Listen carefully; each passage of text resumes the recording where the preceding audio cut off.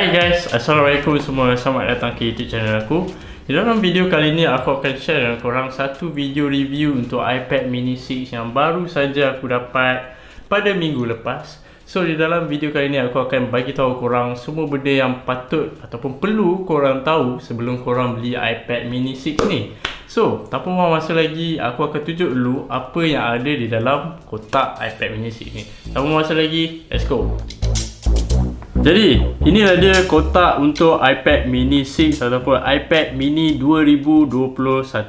Okay, macam biasa, dekat atas kita ada iPad mini 6 yang diseal dengan menggunakan kertas ataupun plastik. Dan kita akan buka.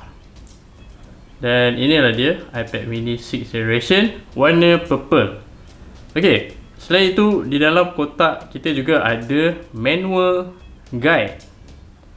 Dan seterusnya kita ada USB-C lightning cable dan juga kepala charger ataupun power adapter 20 watt. Jadi inilah dia iPad mini 6 ataupun iPad mini 2021. Daripada segi sudut saiz iPad mini 6 ni, kalau korang boleh nampak, saiz yang kecil ni hanya berukuran 8.3 inci. Aku dah try letak iPad mini aku ni dekat dalam back camera aku, memang ngam-ngam, and even aku letak dekat dalam poket seluar aku pun ngam-ngam. So bagi aku iPad yang kecil ni sangat-sangatlah mudah untuk dibawa masa ruang dan juga sangat-sangat comel lah kalau korang pegang. Kalau aku pegang iPad Pro aku tu, aku memerlukan 2 tangan tau.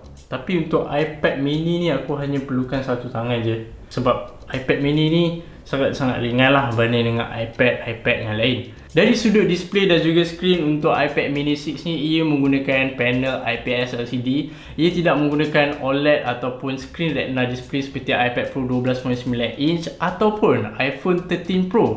Jadi bagi aku, kalau iPad mini 6 ni ia menggunakan OLED, at least lah OLED dia punya display lagi better ataupun lebih cantik. Tapi tak bermakna LCD ni tak cantik, sebab apa, dia still ada true tone. Dan bagi aku, cantik je screen ataupun display untuk LCD ni. Jadi harga dia lebih murah sikit lah. Imagine kalau OLED ataupun retina display ada dekat dalam iPad mini ni, harga dia agak mahal sikit. Dan tak lupa juga untuk iPad mini 6 ni, refresh rate dia hanya 60Hz.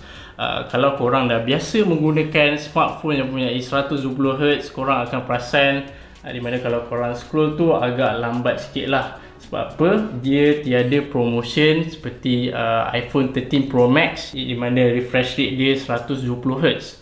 Jadi iPad mini ni dia punya refresh rate hanyalah 60Hz. Kembali kepada rekaan, untuk iPad mini 6 ni ia terdapat stereo speaker di bawah dan juga di atas. Kalau korang perasan, iPad mini 6 juga tidak terdapat lagi aux punya port seperti iPad mini 5th generation. Dan kalau korang perasan juga, dekat atas ni ada volume button, tidak lagi terdapat di tepi iPad mini ni, since korang akan letak Apple Pencil dekat sini. Jadi Apple letak volume button di atas. Jadi aku akan try pasang satu lagu dan kita akan tengok bunyi ataupun speaker di dalam iPad mini ni.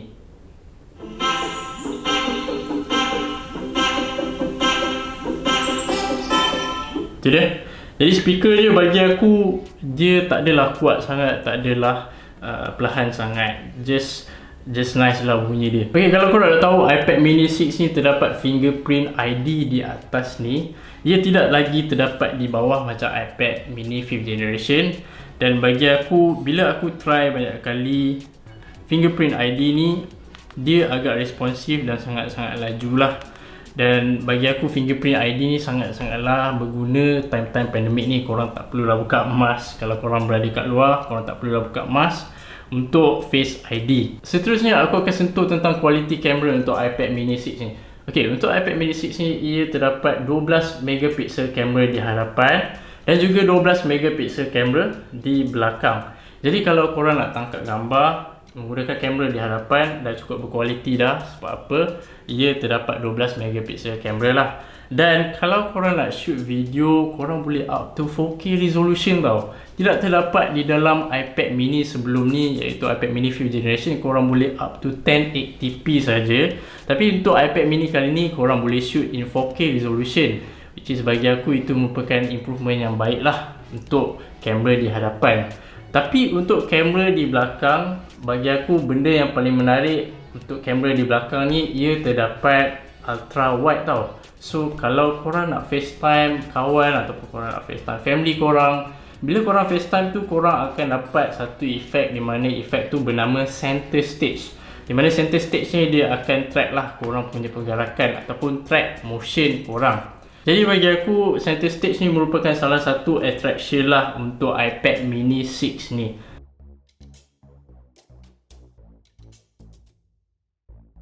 Seterusnya dari sudut prestasi dan juga performance untuk iPad mini 6 ni, ia menggunakan chipset yang bernama A15 Bionic yang terdapat juga di dalam iPhone 13 dan juga iPhone 13 Pro ataupun Pro Max. Okey, untuk iPad mini 6 ni ia menggunakan A15 Bionic yang mempunyai 4GB RAM. Tapi kalau korang beli iPhone 13 Pro ataupun Pro Max, dia mempunyai 6GB RAM. So means lagi powerful lah daripada iPad mini 6 ni. Tapi bagi aku chipset ni dah cukup powerful lah. Lagi powerful daripada chipset yang terdapat dalam iPad Air 4, iaitu A14 tak salah aku. Tapi bawah sikit daripada iPad Pro punya chipset, iPad Pro 2021, iaitu M1 chip. Tapi bagi aku okey lah, dah cukup efficient. Dan bila aku buat editing, aku multitasking, aku buat note taking, aku buat lukis-lukis, dia agak laju lah. Sebab apa? Chipset ni sangatlah bagus dan dia lebih kurang macam M1 chip lah. Cuma M1 chip lagi efficient dan lebih laju lah. Dan apabila kita cakap pasal prestasi dan juga performance untuk iPad mini 6 ni, aku ada run beberapa test in terms of multitasking, editing, gaming dan juga note taking. Ok, aku akan start dengan multitasking dulu. Ok, untuk iPad mini 6 ni memang best lah kalau korang multitasking.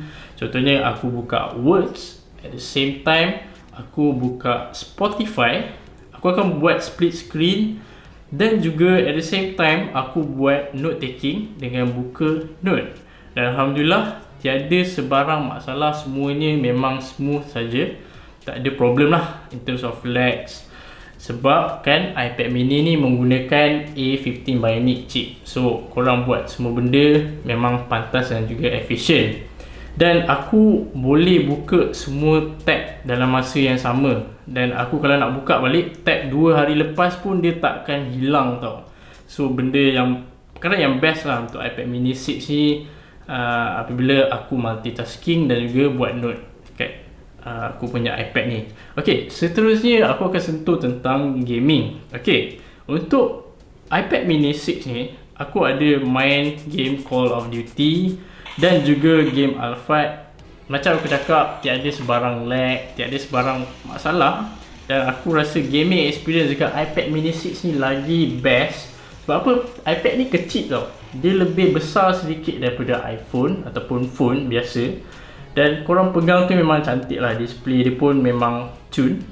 So kalau korang main game tu, gaming experience dia memang best lah. Kalau korang main dekat iPad Pro, memanglah display dia besar. Tapi korang kena pegang menggunakan dua tangan macam ni. Dan bagi aku, to be honest, aku lebih suka display dekat iPad mini 6 lah kalau aku main game.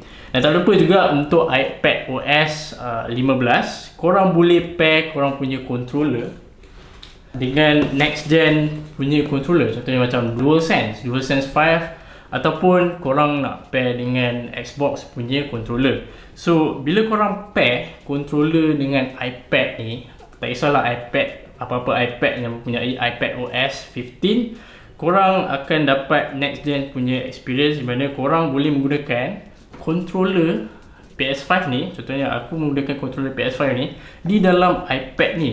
So ada certain games, contohnya macam game Alphard ni, korang boleh menggunakan controller PS5 tau, di mana korang boleh main game menggunakan controller. Dan bagi aku itu merupakan satu gaming experience yang best lah. Sebab apa? Korang boleh guna next gen konsol punya controller. Terusnya in terms of editing, aku banyak menggunakan iPad mini 6 aku ni untuk edit gambar dan juga edit video. Ok, untuk edit gambar aku akan menggunakan app Lightroom Mobile, di mana aku akan edit gambar aku mostly dekat Lightroom ni lah. Dan bila aku try edit gambar menggunakan Lightroom dekat iPad mini ni, and aku rasa sangat-sangatlah best. Sebab apa, display dia lebih besar, dan bila aku export gambar hanya makan berapa saat je dia akan export.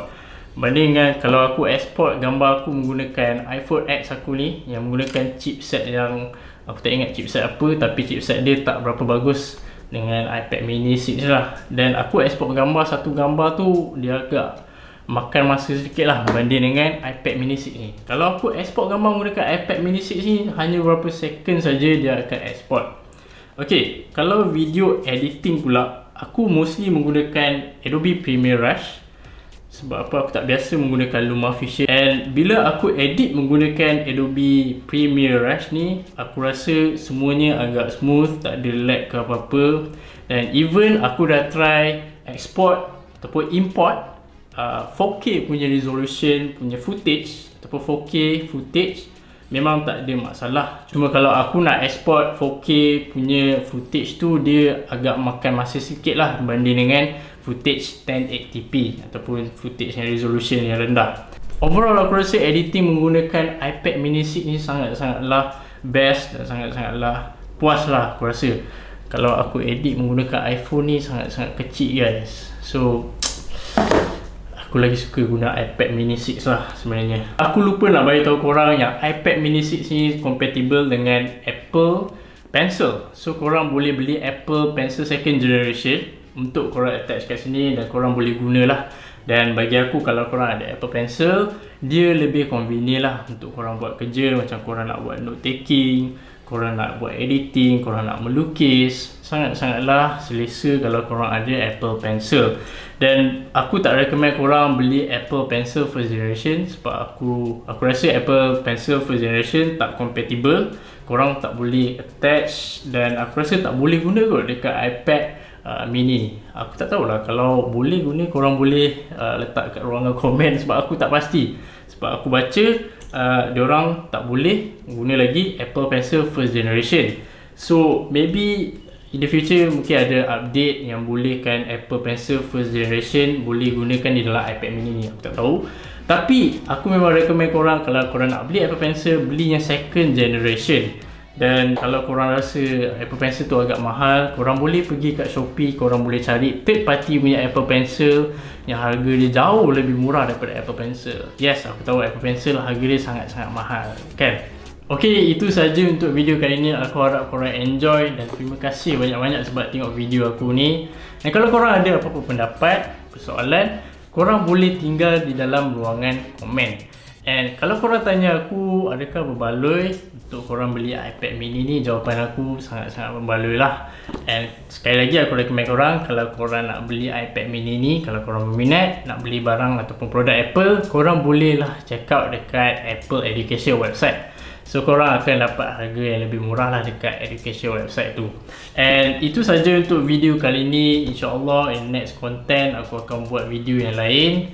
And jangan lupa subscribe kat YouTube channel aku. Itu saja. Bye bye.